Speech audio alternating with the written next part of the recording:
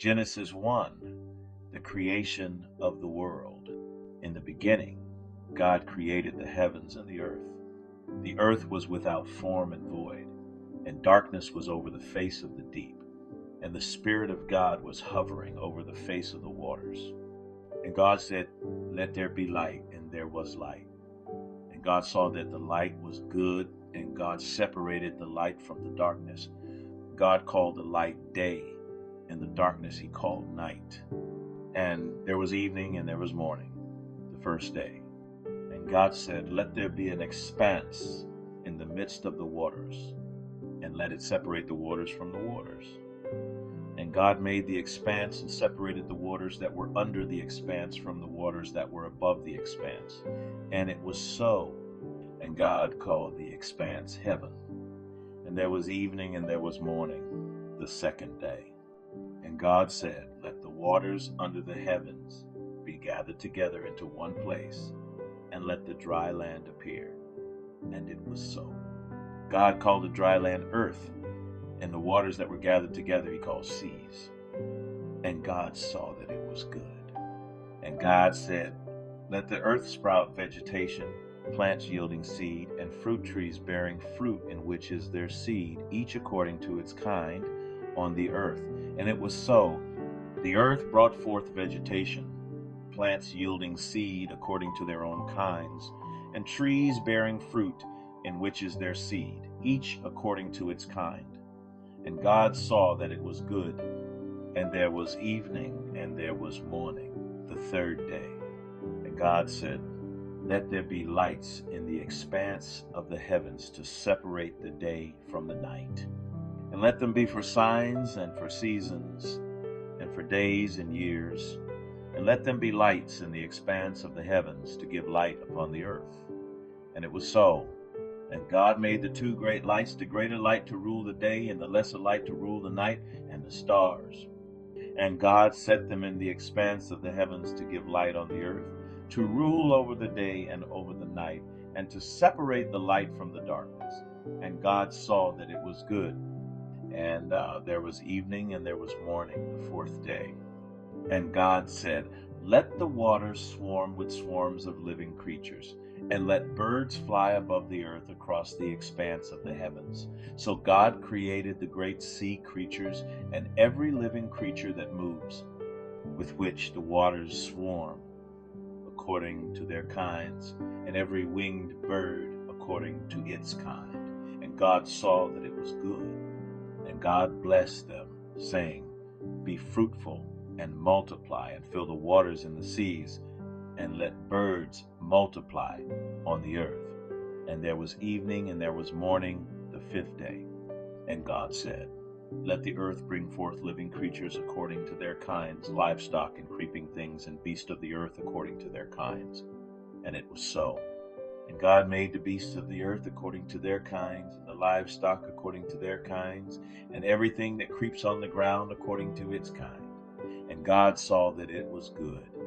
Then God said, "Let us make man in our image, after our likeness, and let them have dominion over the fish of the sea, and over the birds of the heavens, and over the livestock, and over all the earth, and over every creeping thing that creeps on the earth." So God created man in his own image. In the image of God he created him. Male and female he created them.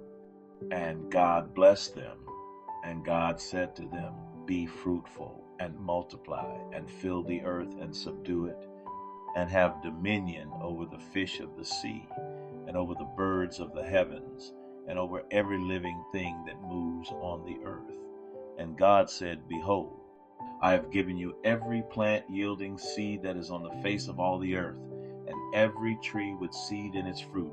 You shall have them for food. And to every beast of the earth, and to every bird of the heavens, and to everything that creeps on the earth, everything that has the breath of life, I have given every green plant for food." And it was so. And God saw everything that he had made, and behold, it was very good. And there was evening and there was morning, the sixth day. Genesis 2. The seventh day God rests. Thus the heavens and the earth were finished, and all the host of them. And on the seventh day God finished his work that he had done, and he rested on the seventh day from all his work that he had done. So God blessed the seventh day and made it holy, because on it God rested from all his work that he had done in creation, the creation of man and woman. These are the generations of the heavens and the earth when they were created, in the day that the Lord God made the earth and the heavens. When no bush of the field was yet in the land, and no small plant of the field had yet sprung up for the Lord, God had not caused it to rain on the land, and there was no man to work the ground.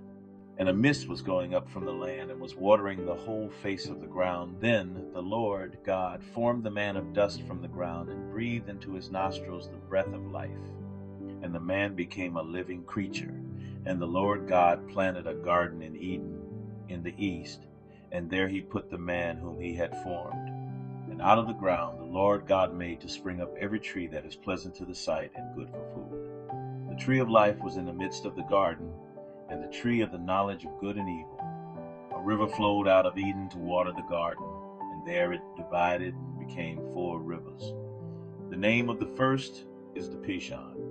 It is the one that flowed around the whole land of Havilah, where there is gold. And the gold of that land is good. Bdellium and onyx stone are there. The name of the second river is the Gihon. It is the one that flowed around the whole land of Cush. And the name of the third river is the Tigris, which flows east of Assyria. And the fourth river is the Euphrates. The Lord God took the man and put him in the garden of Eden to work it and keep it. And the Lord God commanded the man, saying, You may surely eat of every tree of the garden, but of the tree of the knowledge of good and evil you shall not eat, for in the day that you eat of it you shall surely die. Then the Lord God said, It is not good that the man should be alone. I will make him a helper fit for him. Now out of the ground the Lord God had formed every beast of the field and every bird of the heavens, and brought them to the man to see what he would call them. And whatever the man called every living creature, that was its name. The man gave names to all livestock, and to the birds of the heavens, and to every beast of the field. But for Adam there was not found a helper fit for him. So the Lord God caused a deep sleep to fall upon the man, and while he slept took one of his ribs and closed up its place with flesh. And the rib that the Lord God had taken from the man he made into a woman and brought her to the man. Then the man said, This at last is bone of my bones, and flesh of my flesh. She shall be called woman, because she was taken out of man. Therefore a man shall leave his father and his mother, and hold fast to his wife, and they shall become one flesh. And the man and his wife were both naked, and were not ashamed. Genesis 3. The fall. Now the serpent was more crafty than any other beast of the field that the Lord God had made. He said to the woman, Did God actually say, You shall not eat of any tree in the garden? And the woman said to the serpent, We may eat of the fruit of the trees in the garden. But God said, You shall not eat of the fruit of the tree that is in the midst of the garden, neither shall you touch it, lest you die. But the serpent said to the woman, You will not surely die. For God knows that when you eat of it, your eyes will be opened, and you will be like God, knowing good and evil. So when the woman saw that the tree was good for food, and that it was a delight to the eyes, and that the tree was to be desired to make one wise, she took of its fruit and ate. And she also gave some to her husband who was with her, and he ate. Then the eyes of both were opened, and they knew that they were naked. And they sewed fig leaves together, and made themselves loincloths. And they heard the sound of the Lord God walking in the garden in the cool of the day. And the man and his wife hid themselves from the presence of the Lord God among the trees of the garden. But the Lord God called to the man and said to him, Where are you? And he said, I heard the sound of you in the garden, and I was afraid because I was naked, and I hid myself. He said, Who told you that you were naked? Have you eaten of the tree of which I commanded you not to eat? The man said, The woman whom you gave to be with me, she gave me fruit of the tree, and I ate. Then the Lord God said to the woman, What is this that you have done? The woman said, The serpent deceived me, and I ate. The Lord God said to the serpent, because you have done this, cursed are you above all livestock and above all beasts of the field. On your belly you shall go, and dust you shall eat all the days of your life. I will put enmity between you and the woman, and between your offspring and her offspring.